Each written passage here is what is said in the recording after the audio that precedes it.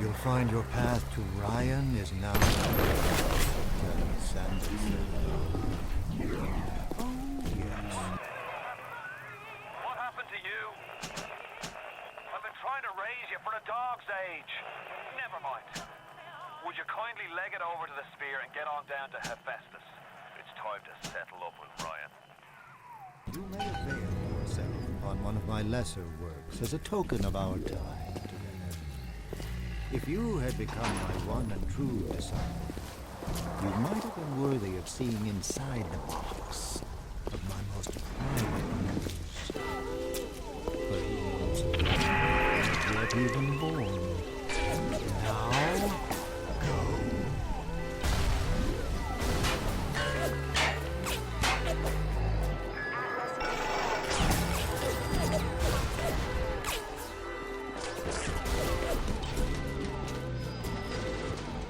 She was a pretty part as well. Want someone? I'm a star, not you!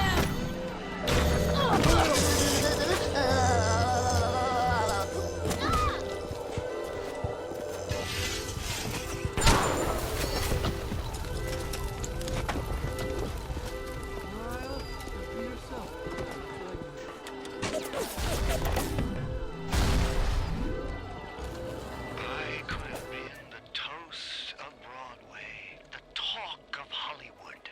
But instead, I followed you to this soggy bucket.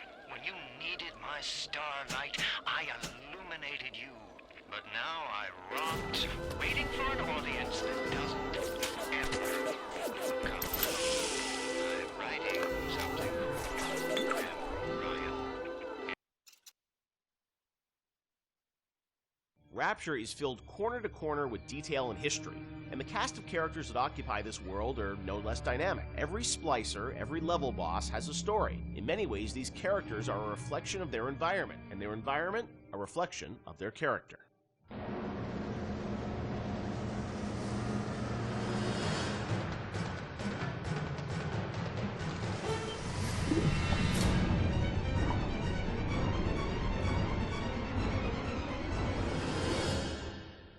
Let's talk about some of the characters in BioShock. There's so many that fans love, and there are many Wikia pages about them. You know, one thing that I think a lot of fans may not realize is you were telling stories with these characters, a decade ago. And technology today, as we saw in, a game like Infinite, you can do amazing things with facial expressions and storytelling. Conveying that emotion that you did 10 years ago with limited technology was challenging. How hard was it back in the day to sort of, convey story in engine?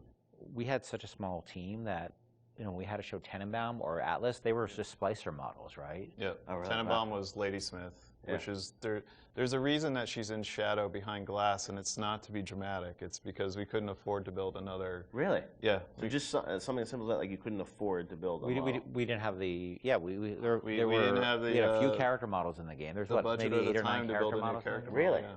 Wow. So we're like, oh, we'll put her in silhouette behind a light, and people think it's noir. And so much of it was driven by the voice performance, I feel like, too, because it was like a radio play in many ways still. Yeah, we had some really good actors, and I was able to spend a lot of time with them. And the fact that I could write the stuff, direct it, and then rewrite in the room, and the fact that we had actors who were, for whatever reason, I wasn't even in the same room as them. I was on a speakerphone. Right. They were in a studio in New York or LA or something. I don't think I met any of them. Really?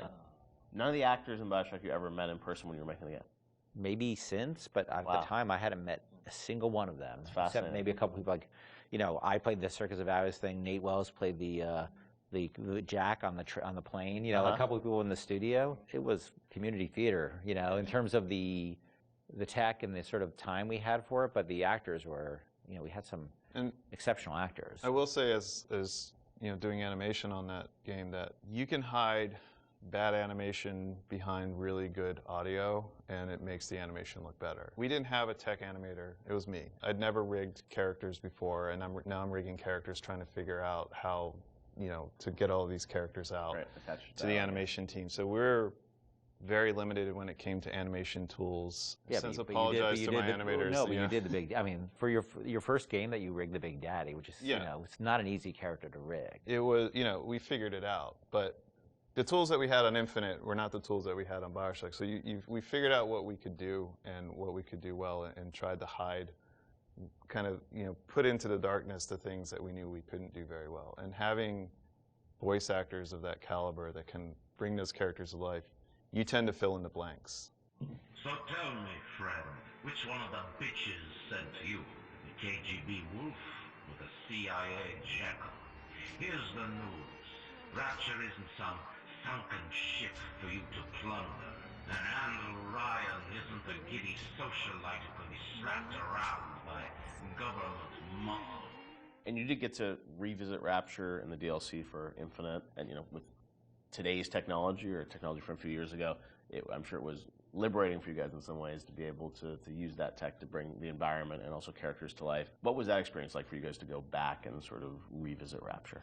It was liberating because we got to revisit it, but we also, I think when we started, thought we'd be able to go reuse some of the old assets, and they just didn't hold up anymore compared to the Infinite assets. So we basically had to rebuild, not just rebuild everything from scratch, we had to reimagine it from scratch because, we had the ability to make it look grander and bigger, but still feel like exactly like Rapture. It is a different kind of, we're making a different kind of experience than BioShock 1, so it was tricky to make it feel like it was the same kind of game, because it wasn't. The first one was sort of an action game, the second one was really a stealth game. The Barrel at Sea Part 2 was really a stealth game, and you're really telling the story of Elizabeth throughout those things. Yeah. So it was a different lens, but it was also cool because it allowed me to make the whole story about Elizabeth, to have her be central to the franchise from the very beginning. And she was always, she became the heart of it to me. And to have her, it was really exciting for me to make her, her heroism be something that set the events of BioShock into motion, which eventually, saves all the little sisters. That was really gratifying, a nice way to tie the whole thing up for me. And you probably didn't have that idea 10 years ago, right? You had to retrofit it off. I had no idea. He has a letter that he's addressed to himself that's 10 years old. Yeah. I don't know.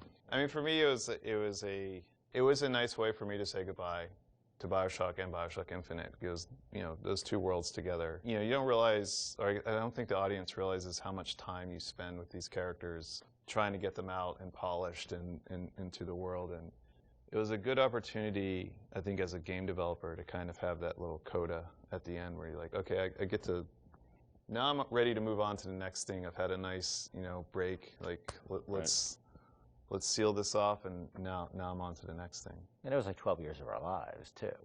Between the very beginning of it, and it was a long time. Well, I mean, so my daughter, who is 16 now, I did a lot of filming of her when she was 6 as a little sister. Wow. And this was not mocap, it was just running around the office.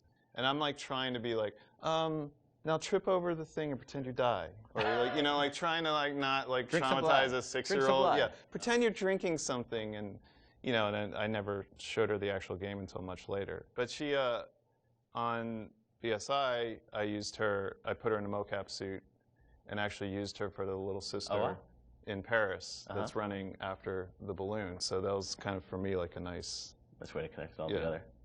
Were there any characters on the original game that you found hardest to write? I mean, you mentioned recasting Atlas, things like that, but was there a character that was the most challenging for you, Ken?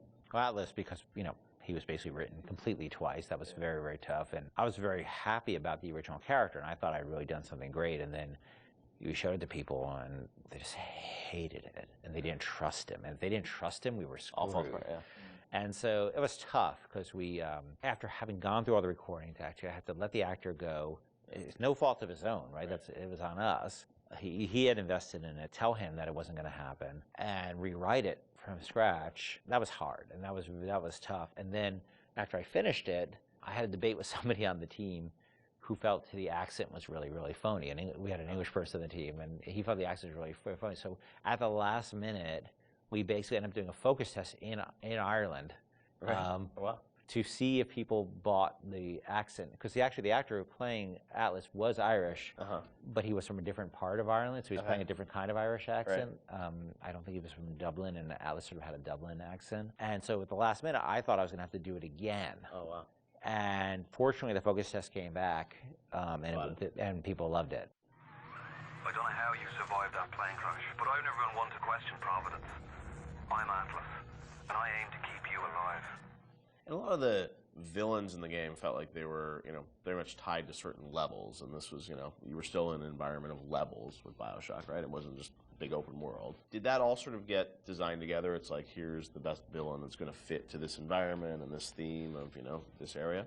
Some of them work better than others. I mean, I think obviously Steinman and especially Sandra Cohen really, I think, dominate in terms of the level boss. They are their levels. They are the levels, and some of the characters didn't hold up as well, I don't think, on the writing side. The fun thing about the characters at work, like Simon, where he had all those little displays with the scissors and the tech, like that was stuff the art team came up with to support that character. And obviously Sandra Cohen, in that level, I had this idea for this character, and as this artist and taking Andrew Ryan's thinking to the extreme, through a lens of art, was really fun.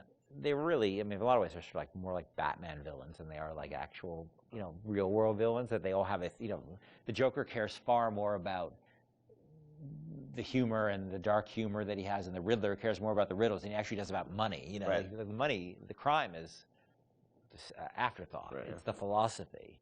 And so these characters have a lot in common with, and there's probably a lot of inspiration taken from sort of characters like the Joker in terms of a guy like any of the characters in BioShock, because they were really driven by their ideology, but their ideology is a mask for their sense of selves, right?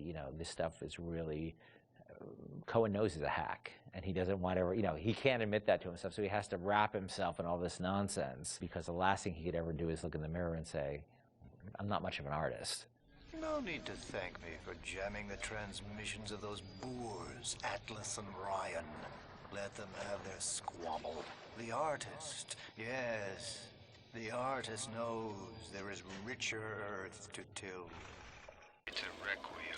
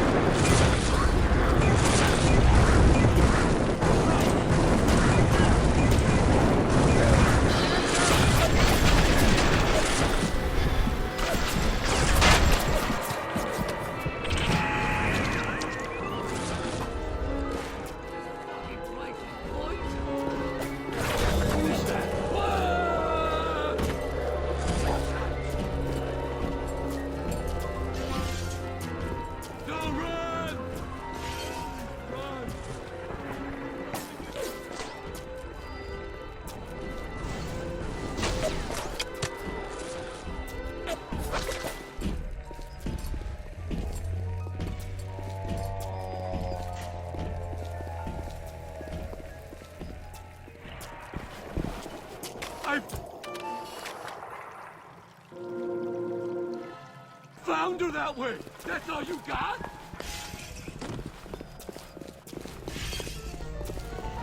Come back! Please!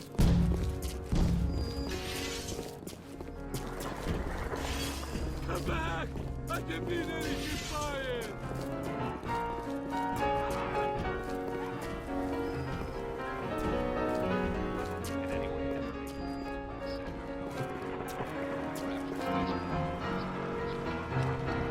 I just wanted some company!